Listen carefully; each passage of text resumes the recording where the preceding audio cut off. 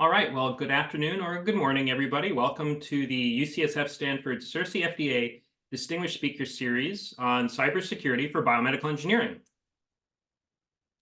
I'm your host and moderator, Professor Kevin Fu from Northeastern University and the Archimedes Center for Healthcare and Medical Device Cybersecurity, and it's my pleasure to moderate today.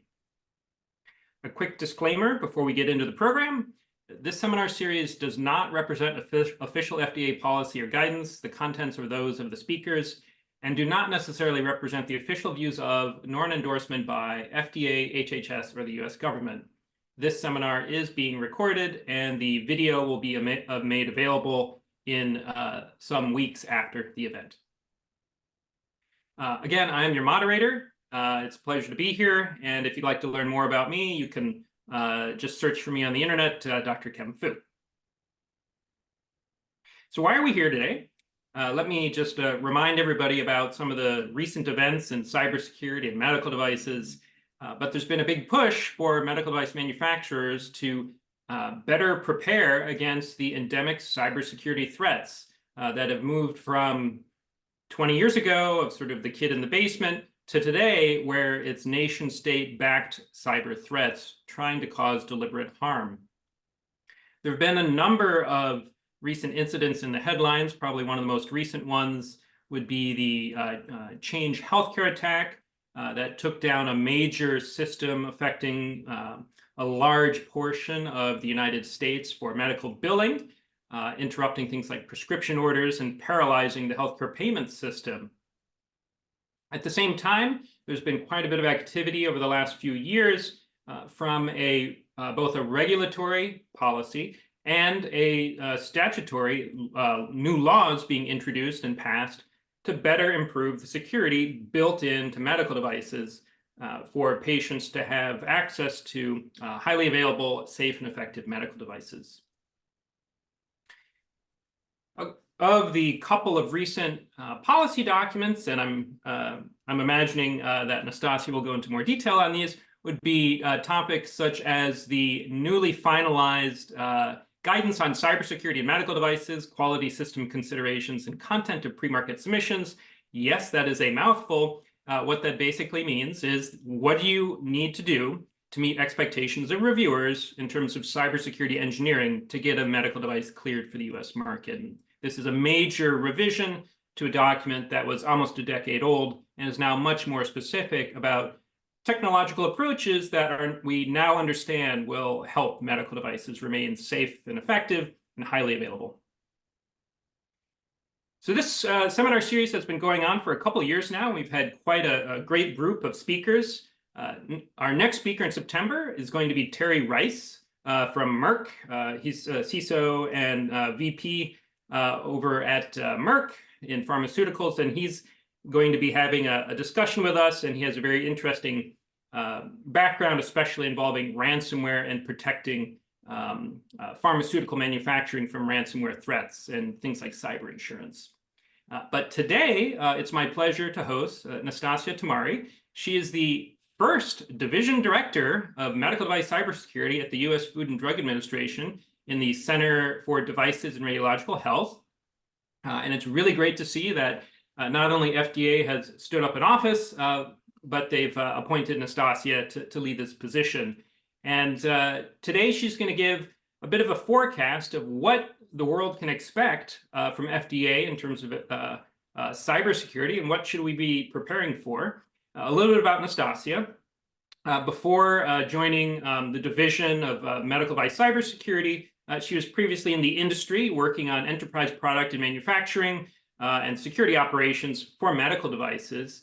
And she earned a BA in communications from San Diego State University and then completed graduate work at Boston University, which is where I am in Boston, although BU and Northeastern compete quite a bit. So, I guess maybe we'll see them on the hockey rink. But without any further ado, Nastassia, thanks for joining, even though you're coming from the wrong university in Boston. But thank you, and let me give you access to share your screen. Awesome. Okay. Then I will go ahead and get started. Let me move myself. So we've had a few members of the cybersecurity team at FDA talk about the pre-market guidance, do a little bit of a deep dive on the required sections, and general overview of some of our regulatory policy and participation in the international regulatory community. And in this series, I think we've yet to really talk through some of the select updates that we released in March. So in talking about our focus for this year in 2024 and beyond, I'm going to be spending some time talking to the select update. But before we dive in, I wanted to provide a quick overview of the Division of Medical Device Cybersecurity and what we do. So DMDC, the Division of Medical Device Cybersecurity, really provides leadership and strategic direction for medical device cybersecurity policy.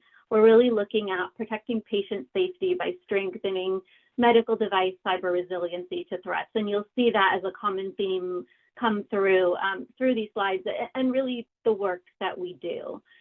In January of this year, the entire Office of Strategic Partnerships and Technology Innovation was elevated to a super office, and our division sits in that super office under the Office of Readiness and Response. And so the super office designation really allows the center to better adapt and address to future health needs, really continuing to advance that voice of patient safety, and of course, innovation. And as part of this elevation, as Kevin mentioned, we have a new division of medical device cybersecurity, which was created. So going from a team of people to really a division within the super office. And so we're just going to continue to support the efforts to advance our cybersecurity guidance and development, preparedness, response, a lot of our other strategic engagements. So in talking about looking ahead, right, the FDA is focused on ensuring the cybersecurity of those medical devices. And one of those steps is with the creation of this new division. So it really puts us in a place where we're better suited to provide more focus to specific areas, given that we have more resources and more talent. So we have associates who are focused on incident response or emerging technologies, and we all really focus on policy under that division. So additional activities from the FDA include collaborating with industry, the recent publication of the HSCC Strategic Plan and Joint Security Plan 2.0. So we're continuing this partnership with HSCC by co-leading some of those working groups, so the Vulnerability Communication Working Group, the Manufacturing Working Group, and the newly created Patching Working Group. And that one is really going to focus and address some of the complexity of updating patching in medical devices installed in a clinical environment. So these challenges are items that we're really going to continue to focus on and look for some of those best practices to align there. And in looking at our division, the two main responsibilities that we have, you can really look at it as a proactive and a reactive approach to risk management. When we look at proactive, we're really developing some of that cybersecurity policy to improve medical device cybersecurity. We see this with the pre-market, the post-market, the select updates, along with some of those supplementary materials that have been contracted out by firms such as MITRE, which Kevin had shown in some of those slides prior to this starting.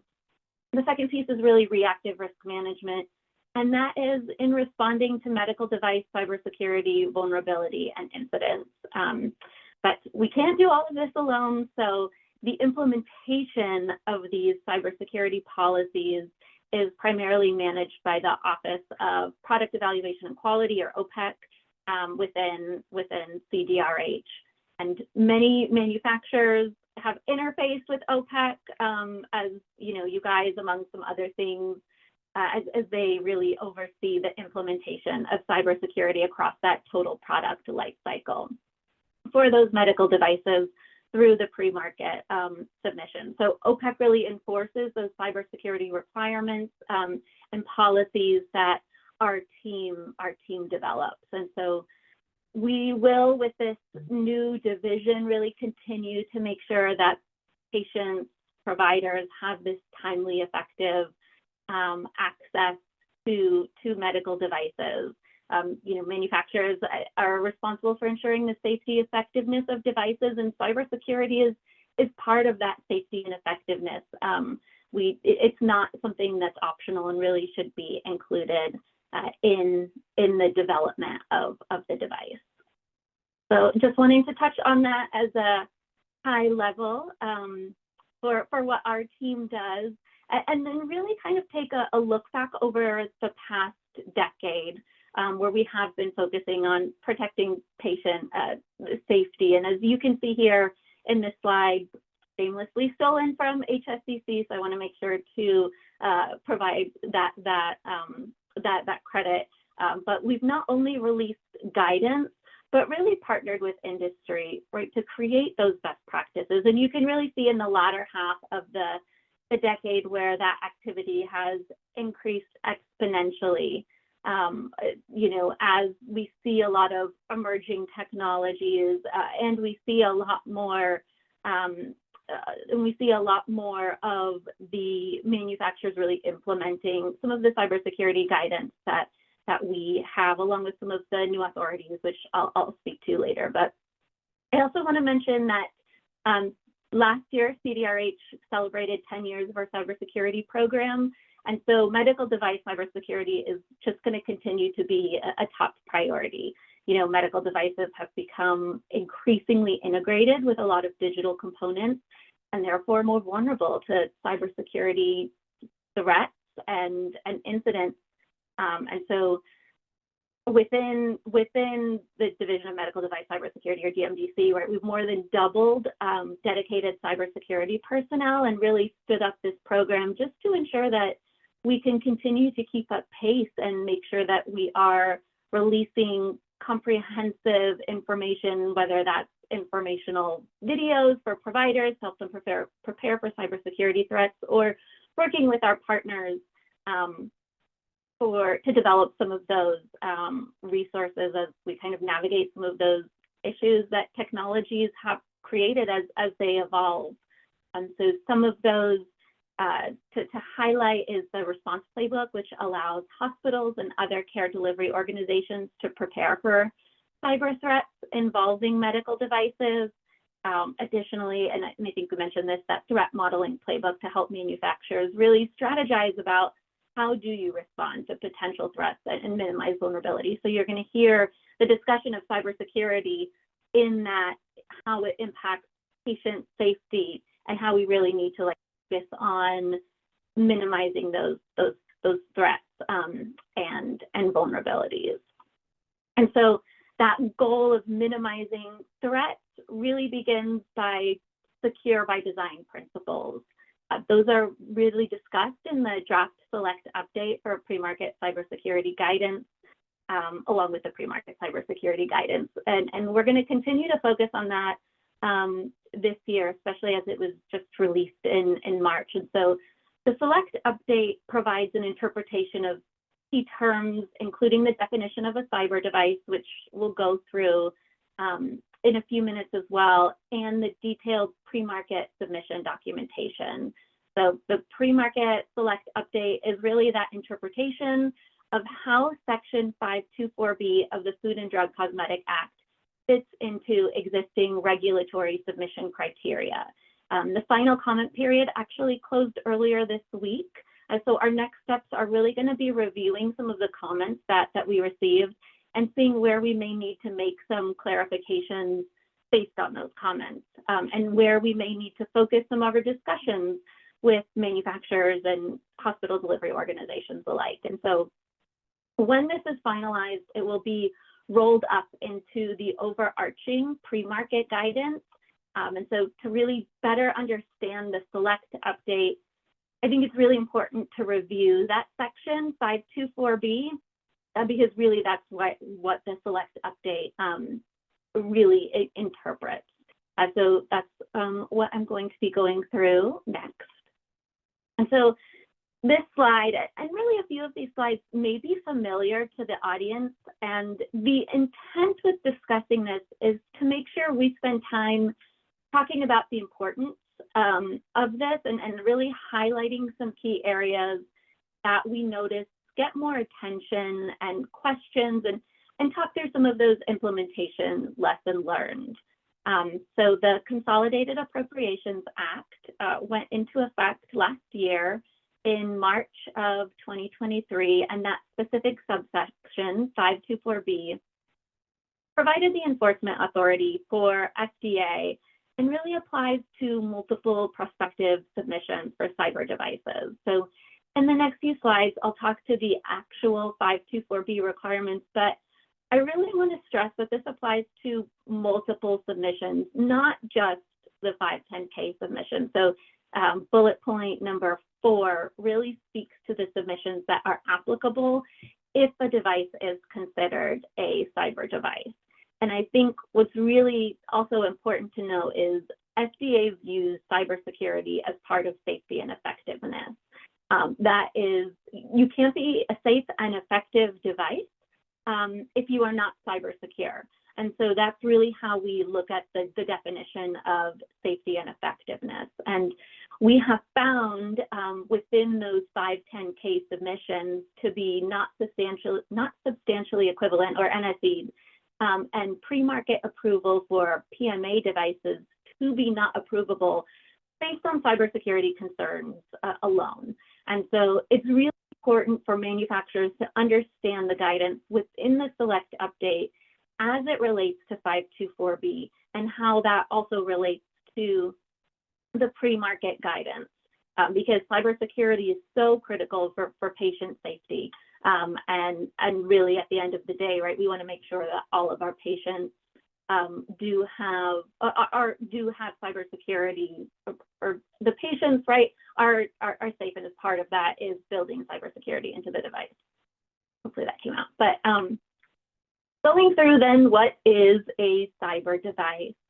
524B further defines certain medical devices as cyber devices. So manufacturers have to meet all 3 parts of this definition. It is an and, not an or. And so I won't go through and read the slide, but all these 3 parts have to be met in order to be a cyber device. And what we're hearing is that manufacturers of medical devices will tell their reviewers that, well, the device wasn't designed to be connected to the internet. But I think what's really important to highlight here is that the word ability, right? We're looking at the ability of the device to be connected. And so the Select update has examples to point from. So for example, the USB connection would qualify as having the ability to connect. Even if you only use a USB connection for service updates, so you send in service technicians, right, to provide any sort of updates on either a routine or out-of-band basis, that is still an ability to connect. Even if you're limited to 12 hours of connection for the life of a device, even if it's a one-time connection, right, it is having the ability to connect that is key. And again, like, the focus is to ensure that patient safety. So we want to know that you've taken into account security, and that means following the requirements within 524B if you meet those for a cyber device. We're also seeing many questions around connecting to the internet. That can be facilitated in many ways using many different interfaces and protocols, right? It can scale differently for many different networks or devices depending on how you architect the device. But if it does have an interface to facilitate that connection, then, and you meet the other requirements, then your device would fall in scope of the cyber device. I do also want to add a disclaimer. If a manufacturer is out of scope for 524B for a medical device, that doesn't necessarily mean that you're out of scope for all cybersecurity activities. they're probably in scope for the cybersecurity pre-market guidance, which has a lot of those considerations and documentations requested, such as SBOM and Cybersecurity Risk Management Plan, which we'll get to in a couple of the other slides. But, you know, what we are hearing from manufacturers is that they, they're saying, well, you know what, we're a software algorithm and we don't necessarily feel like we're a cyber device. But again, like, we're not looking at a single system, we're looking at that broader perspective. And so what's important to remember is that that algorithm may be sitting on a commercial PC, and that commercial PC has connectivity. So because of that, FDA will really want to understand what are the potential threats, and as a manufacturer, what actions have you taken to make sure you are mitigating some of those threats? So it really is about telling the story within your submission paperwork. So if we break down all of the 524B requirements into the 4 parts, the first one is that sponsors of a device, and really, if you distill this down, it really focuses on cybersecurity management and related procedures. So we want to see a plan to monitor and address post-market cybersecurity vulnerabilities. We want to make sure that there's a coordinated disclosure program at the enterprise or the organizational level. It should not be at a product level. It really should be at that overarching organizational level. This will include justification, timelines. Part of that is providing users with relevant information on recommended device compensating controls, any residual cybersecurity risks, so that users can really take appropriate steps to mitigate that risk and make informed decisions about device use. So the focus really on making sure manufacturers have a cybersecurity plan and they're monitoring and addressing vulnerabilities, because as we saw, especially with some of Kevin's slides earlier, right, these vulnerabilities are continuing to impact hospital delivery systems and may potentially impact devices, which may impact patients. So it really is all in that ecosystem of patient health and safety. So as part of the monitoring ability, it's critical for devices to have that reasonable assurance that a device and related systems are cyber secure. This is then also mirrored in the select update, where we talk about ensuring sponsors are able to patch on a routine cadence, but also have the ability to patch out of band as well. So you'll see that the same wording here in A and B bullet points. And so we're really looking for manufacturers to have that process and procedure in place and execute on those to address potential vulnerabilities. Another call out here around the wording is the and related systems in this number 2. So again, we're not looking at a single device. So for example, right, like going back to that software algorithm piece, right, because it's sitting on that PC, there is that connectivity. So it really is, if you're a manufacturer and you're using a cloud, we want to make sure that all of that is taken into account when it comes to cybersecurity. So it's the related systems piece in here that is also really, really critical. It's not just, hey, we've looked at cybersecurity on a single aspect of a device. It really is the entire ecosystem. And we do want to see that within a lot of the architecture drawings, that those have been taken into account. So think of it as like painting the FDA a picture of what that looks like and what actions you've taken around cybersecurity. So the third requirement is a software bill of materials. We've seen this being described as a list of ingredients. I think a lot of people have seen the soup can, right? The slide, which has the list of ingredients within that soup can. This is, again, just that list of ingredients. And formal inventory of software components and dependencies. Information about those components and their relationship to each other is really also what the requirement is spelling out here. So These aren't limited to commercial or off-the-shelf components, but could also include custom software components that you may have included, and that's further spelled out in the select update. So again, the select update really an interpretation of these 524B requirements, and so that's why, right, we're talking about these a little bit in tandem here. And then again, the importance of this, so the why, right, is that it can aid in that management of cybersecurity risks that exist throughout the software device. So we want to make sure SBOMs are regularly updated to reflect any of the changes to the software, since it's critical, right, for a device's cybersecurity risk management to be able to update and then track that. And so FDA really expects the level of support provided to be included, like end of support dates. So, I do really want to call this out in that SBOM alone is not vulnerability management. It's rather a piece which can be used as part of an overall program and part of your total product lifecycle. And it's a good piece and it's important, but it is not the only thing when it comes to vulnerability management. And then the last section, and I'll really just kind of skim over this, but it really allows for an option for an additional regulation if needed, right? It's a disclaimer to say, hey, you know what? We may be able to, through regulation, provide additional regulation if the need is there. And so, you know, a lot of times we skim over that, but since it's included, I wanted to just kind of touch upon that a little bit.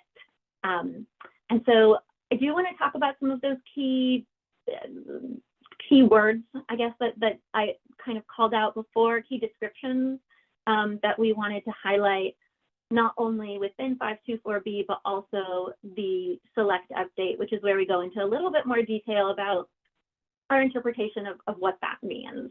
And so the related systems, right, cybersecurity considerations apply for that entire system, not just the end device.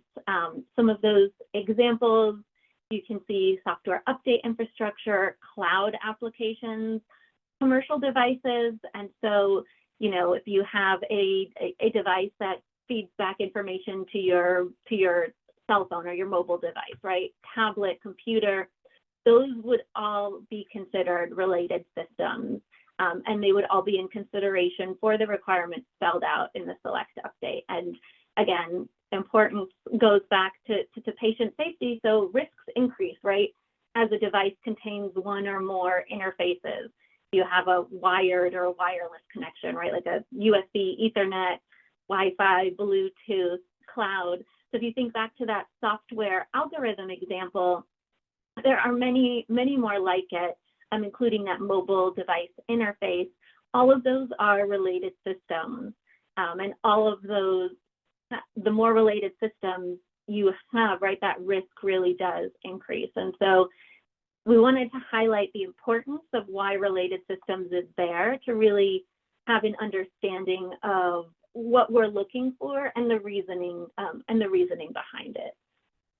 The other call out in the select update includes our view of the coordinated disclosure and related procedures, right? And what that really means is a plan to establish how an MDM will identify, a medical device manufacturer will identify and communicate to users about vulnerabilities that are identified once the device is out in the field. And so this is further identified in the post-market guidance as well, but may include vulnerabilities identified by external entities or even by the manufacturer themselves.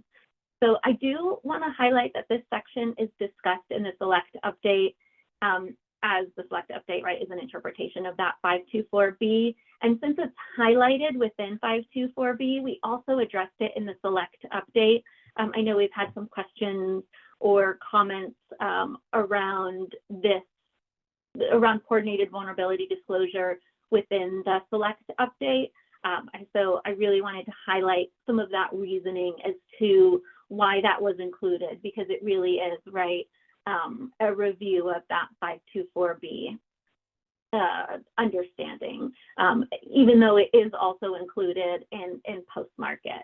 And so that, I think, is an important call out to make, along with this last call out, which is really around proposed types of changes. So modifications really may trigger 524B requirements.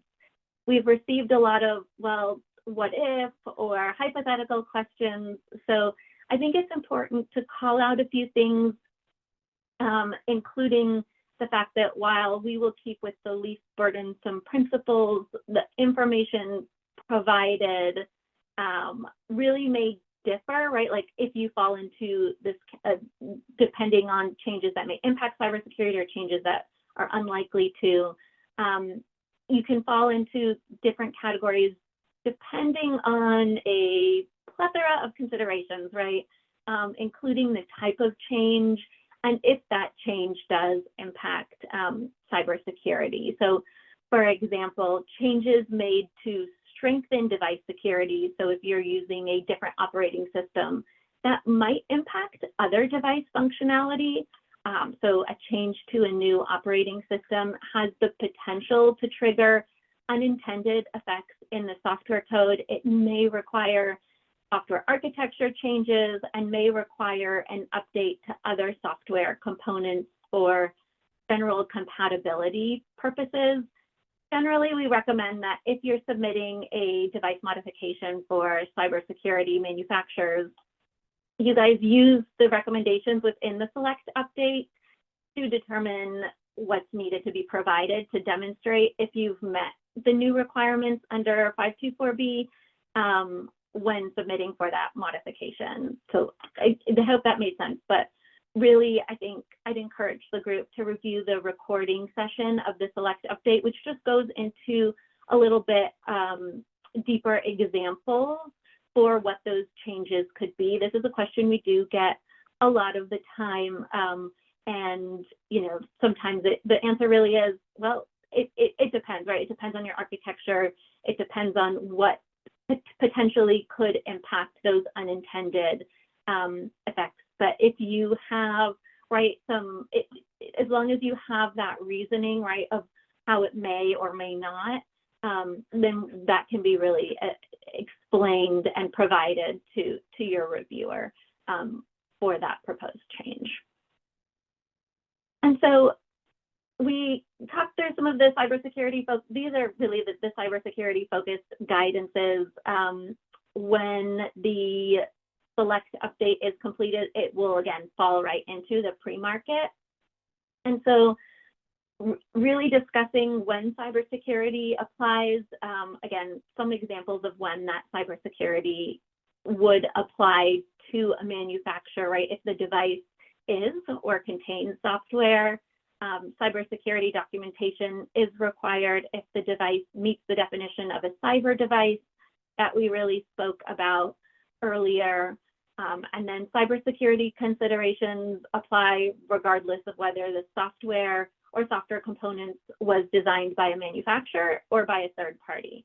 As a manufacturer, if you're choosing to put in third-party components into your device, we are not going to go to the third party. We are coming to the manufacturer to say, hey, what are you guys doing about some of these vulnerabilities if there is a vulnerability? So I think that that's also really important to call out here. And while we really focused on a cyber device and the select update today in conjunction with 524B, cyber guidance is broader than the definition of only a cyber device. So devices that contain software or programmable logic. Cyber devices are really a subset of devices covered under the cybersecurity guidance. And so there are considerations for how devices could be connected to other elements of the system as a whole.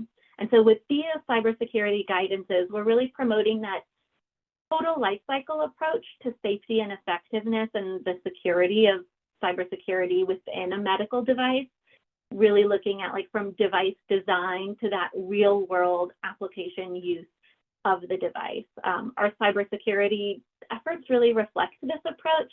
And so these documents, which is why you see that circle, right, really feed each other. And so cybersecurity requires those manufacturers to think a little bit differently from the traditional medical device development cycles, with some of that increased connectivity and the use of the off-the-shelf software. Once a product is released, developers can't just say, okay, goodbye, we're going to go on to the next development of a product, but really need a plan for how the devices will be maintained and patched over time to maintain that cybersecurity. And you see that not only in the Select Update 524B pre-market, but also in post-market as well. So it really does come back around. And so we have been seeing some challenges within some of those requirements. The majority of cyber device manufacturers may have deficiencies across a multitude of a cyber review, but the areas that we are seeing the most deficiencies within that are the design, controls, documentation, SBOM, and testing.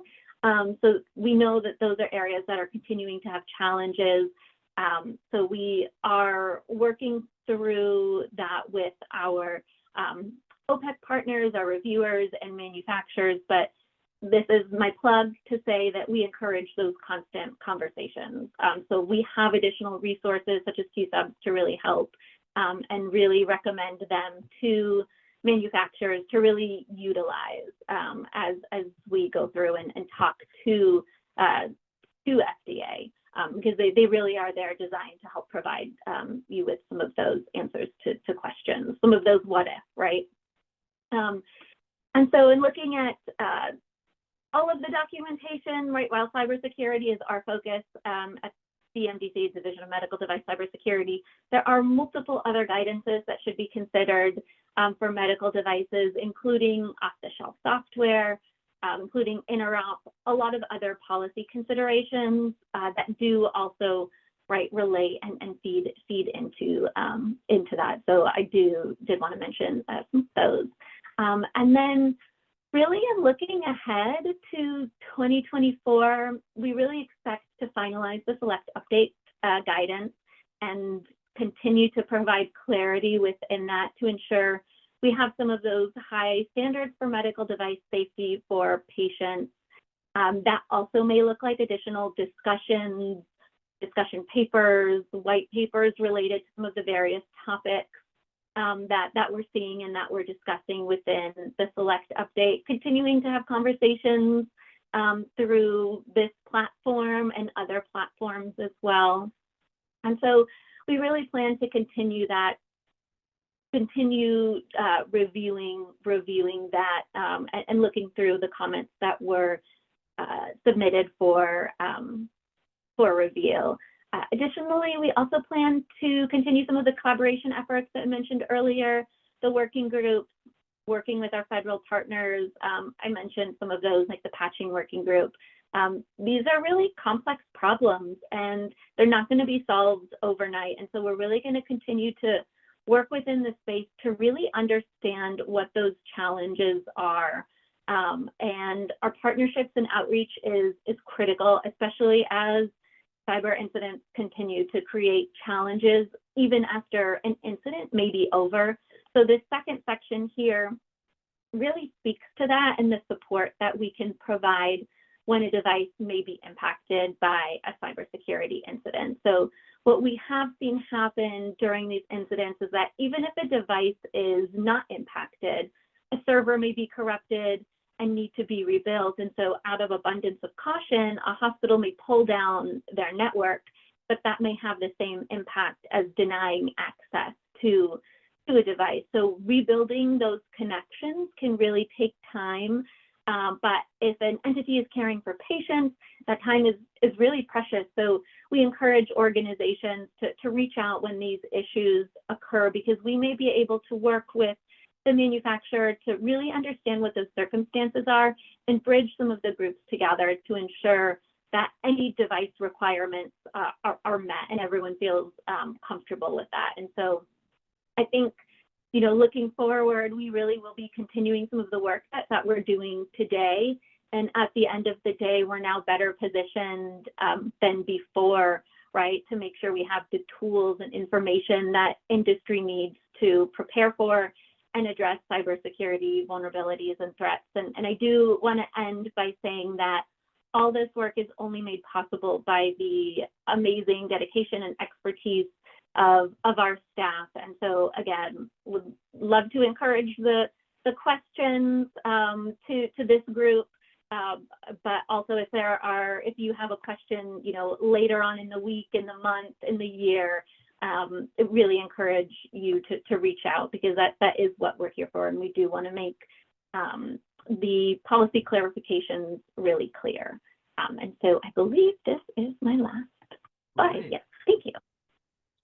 Thanks, Nastassia. And we have a huge number of questions, so I'm going to try to order them in a way where we can try to get through them. And as you point out, the ones we can't get to, always questions later. I want to say there's some really great questions. And, I can tell it's a daunting space, right? Especially if there's a company who's kind of new to it. How can they go? And the good news is, like, all these are solvable problems, right? Yeah. But let's start with, I think, a general question, and that is an anonymous attendee is asking, hey, can you share some examples of successful 510Ks for the cybersecurity case? I know what the answer is, but how would you respond to a question like that? A company who's just, a little bit new to the area, they haven't seen it before. Where can they sort of bone up on this?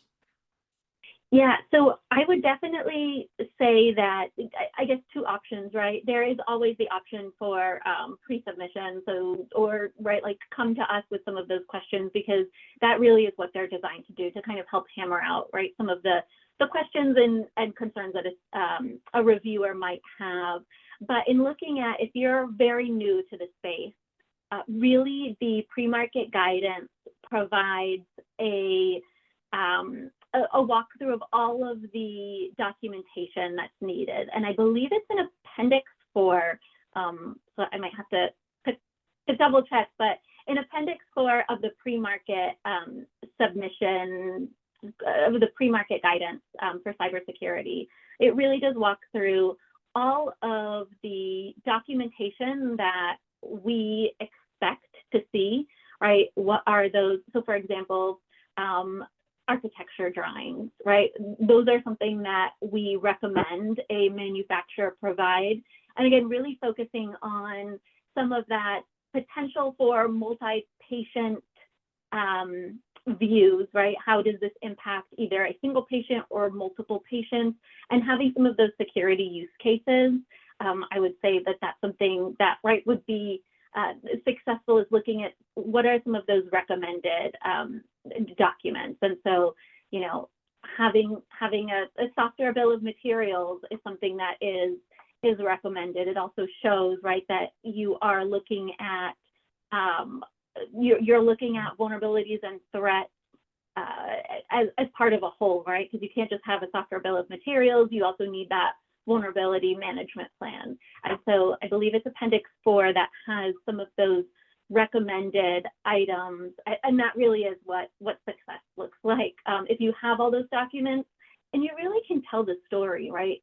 Tell the story of what you have done in the cybersecurity of the device. That's really what we're looking for.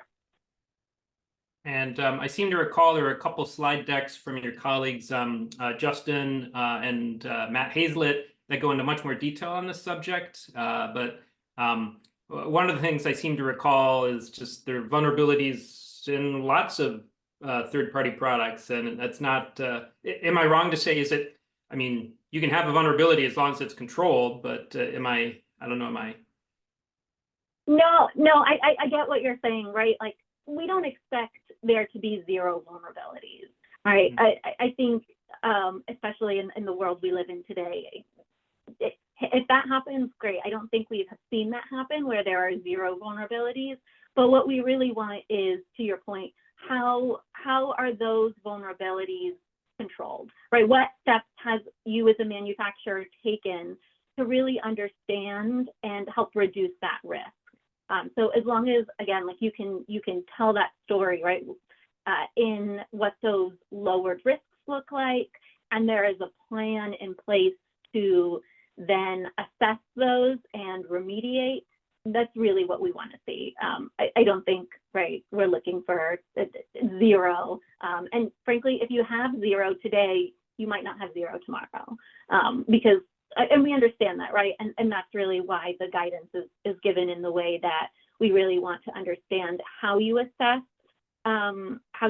risk and what actions are you taking to then mitigate that. Mm-hmm. Well, I see several questions that dance on two different topics. One is like, hey, do we have to go through this process again if we've already been cleared? And related questions are, hey, if we're using this kind of communication, does that make us a cyber device? Maybe we'll cut to the first or the last part of what qualifies as a cyber device. So, for instance, something that can connect to the internet, or something that can't connect, or if there's a proprietary communications, or if there's communications but it's not enabled. What are some things that manufacturer can we begin to think about how to characterize this in terms of, do we need to do a cybersecurity case?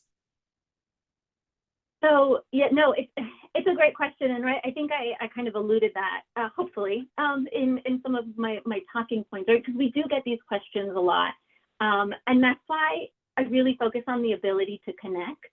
And we've had manufacturers come and say, hey, this is a one-time connection. It only connects one time. And for us, there aren't stipulations around what connect looks like. If you can connect, then that is something that would, if again you fall under you fall under the rest of the definition, right? You have software and then technological characteristics that could be vulnerable to cyber threats, then you would fall under that cyber device category. I think, unless, and I think I might have said this before, I don't know if I said it today, but unless you're putting like super glue as part of your manufacturing line within that USB and you're like, it's there, but we don't use it, and you're right, like super gluing that together so nothing can actually fit, it would be, right, like you could fall under a connected device. We've had manufacturers say, hey, this is just a one-time connection, or this only connects for 1 hour. It could be 1 hour, it could be 11 hours, it could be 1 minute, but the fact that it has the ability to connect, that's the piece that really introduces the risk, right? Because as you have a lot more of these connected devices, you have a lot more risk, right? If I just have a phone, right, a flip phone that doesn't connect, I have a lot less risk than if I have a smartphone that can connect to multiple apps and share information. And so that's really the why of why we have ability to connect, and it is so broad. It's not ability to connect for more than X amount of minutes or ability to connect to certain devices. It is simply the ability to connect. And I think that's probably one of the questions we get the most often. So I'm actually really glad you brought it up, or whoever brought it up, thank you.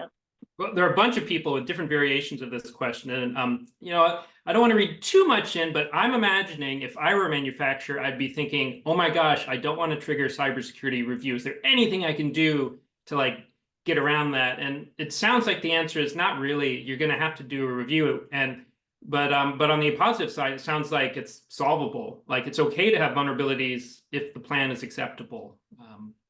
Correct. Like exactly. It is very solvable. And even if, you look at some of those submissions, right? As long as you have a plan to say, hey, we've done all the analysis and we've done the architecture reviews, and here's the reason why we may or may not be a cyber device. If you have that, if you have it, you can use it for either justification, right? So you could say, hey, let's do this analysis. Let's make sure we have a plan for post-market. Then coming to FDA, we also approve a lot of devices. And so we just want to make sure that from a cyber perspective, the people here, really all manufacturers, understand what those requirements are for not just a cyber device, but also for devices that fall into the cybersecurity bucket, right? So software and the devices that have some of that software. So there is, I want to be like, there is hope there's a lot of hope. We want to make sure that manufacturers have what they need so that they can provide that, right? So they can say, hey, yep, here's our architecture drawings, here's our SBOM, here's our management plan, and here's our vulnerability management plan. And if you have all of those completed, then, right, like you should be in a good place to be able to move forward. All right, well, I want to do one more on this topic before moving to other subtopics, and that is there's a in the weeds question that's come up several times about, well, what I've already been cleared or it's already been on the market for a long time. What do manufacturers need to think about in terms of which guidances apply? What do they need to be thinking about in terms of cybersecurity? Do they have to go through a re-review? What are some of the calculus? What are some things that should be top of mind for a manufacturer who's had a product already cleared or approved, or it's been out on the market for a while? Yeah, and I think, right, that goes back to the proposed changes slide. So changes that may impact cybersecurity, changes that may be unlikely to impact cyber. So when we look at, right, you've already been cleared, but now, right, like there's an update that you've made. If there's a change to, and these are just examples, right, but if there's a change to authentication, encryption, any new connectivity, potentially changing software, I think I made an example of upgrading the OS, right? That doesn't necessarily mean that it will impact cybersecurity.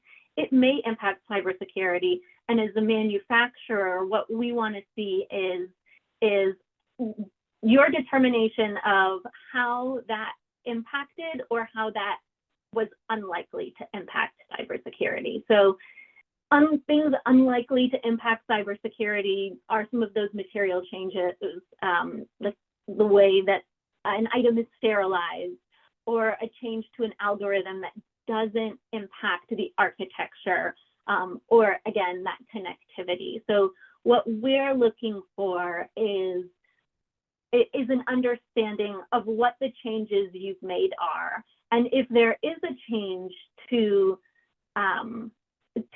your device that does impact cybersecurity, and then you fall under the cyber device category or definition, then we would want to see, right, all of those requirements. But I think for a manufacturer, right, you really have to look at what type of changes am I making, and are the changes I'm making potentially falling into that cyber device definition. And so this is where the horrible "it depends" answer comes from, right?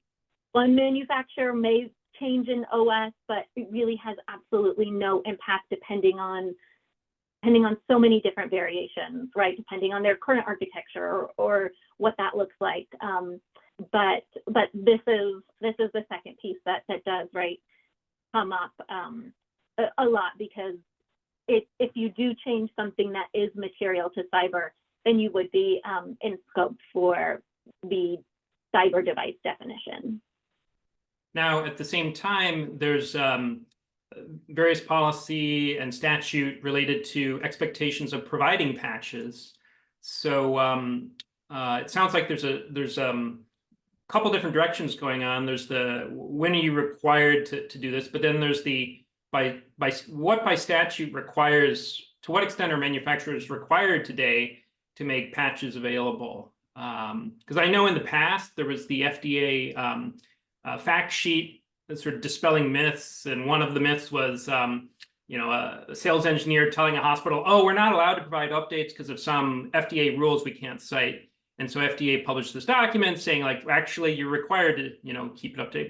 But how's that changed in recent history? What is the space there for what manufacturers are expected versus required by law for patching? Yeah, so I think, and I will maybe preface this by saying we do, and we have received, right, a lot of public comment around the Select update with that mention, right, to say, hey, well, we have this cybersecurity fact sheet, and given some of the new updates, right, we recognize that probably could use a refresher. So that's something that I know we're definitely going to be looking at. It was also, I believe, in one of the public comments around the Select update. But we are also, right, like if we go back to not just pre-market, we also have the post-market cybersecurity guidance. And so that is really critical for manufacturers, right, to really understand when and, well, I guess I should say understand the need for patching and when we really expect that, right? We look at talking about routine patching and updates, and then if a routine patch and update is, right, like it really is, again, depending on the risk, right? So if you have, and again, we use the terms controlled and uncontrolled in the post-market, which I do understand are not the same terms used within 524B or the Select update. And so that's something that I think for us, right, we really have to review and make sure that we have a concise message of that. But at the end of the day, right, if we look at the post-market, we are expecting manufacturers to patch, and depending on what that patch looks like depends on what could be the impact to patient harm. So I would recommend going through some of that post-market and at the end of the day, making sure that you have that story to tell about, hey, this is what our risks look like, and this is how we're mitigating those risks. And so I think that's probably really key. Okay. Well, let's see. We have several 23 or so questions, and I think we're only going to be able to get through one. If you see one specific that you want to pull out, go ahead. But I think there's some interesting questions about post-market, since we didn't spend a lot of time on that. There's a question about, like, hey, how fast do we really need to issue a patch? And I'm imagining, you have a medical device manufacturer that has to do a lot of V&V. I know you work for a manufacturer, so you're probably used to that. So what goes into the calculus of reasonable timeline? And, does the 806 exemption come up? What are some things manufacturers should think about when planning for timelines of how quickly to address when a post-market vulnerability pops up? Yeah, and I will say I am very familiar with some of these struggles that manufacturers have to go through, right? It's not as easy as either, hey, a third party provided this patch, or we've created this patch on our own. I know that there is a lot of verification and validation that needs to happen and should happen.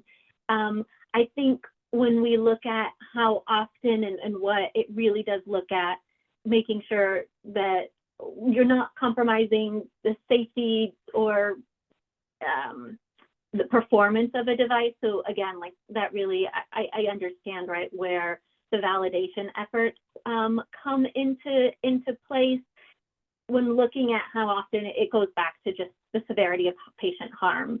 So if the vulnerability were to be exploited, right, we want to make sure that you can patch as soon as possible. And there are some timelines within that post-market if the severity of harm is an uncontrolled risk, right? That goes back to our 30, 60-day timeline, but otherwise we really keep it at reasonable, right? Making sure that that reasonable looks like you are actively, as a manufacturer, doing the work to validate and verify what those patches are, so that way you can push them out effectively. So kind of, it's almost like a show the work answer in class, right? Show the work that you are actively doing this, and that really kind of goes back to practicing good cyber hygiene and what reasonable looks like. Yeah. Well, we're already 1 minute over time, and I apologize to all there are many good questions that we just haven't been able to get to. I think maybe I just posted a link in the Q&A to the landing page for the cybersecurity documents at the Digital Center of Excellence at FDA. And so on there, you'll find pretty much everything we've talked about, all these documents. I think that's the right answer. And so I thought I'd leave our attendees with maybe 2 email addresses. Certainly, you'll have to remind me of the CyberMed email address. Yes, and I can put that in the chat. It's cybermed@fda.hhs.gov. So I will put that in there now. And that is one that will go to our entire team. It's a monitored mailbox. And so we can definitely review those questions and provide any answers, again, depending on what those look like. Okay, and then if you're looking for an answer where there isn't a regulatory authority behind it, you can always reach out to Archimedes at northeastern.edu, and we'll be able to point you in the right direction. So that's Archimedes, like the Greek philosopher, at northeastern.edu. But otherwise, cybermed at fda.hhs.gov is the definitive source. Anyhow, I really appreciate your time today, Nastassia, and I'm looking forward to staying engaged and seeing how things move along with the public comments being finalized for the 524B. Yes, thank you. We're super excited to go through them and really hopefully provide more clarity. So thank you for having me. I appreciate it. And thank you for everyone for all the questions. All right. Take care, everybody. Goodbye.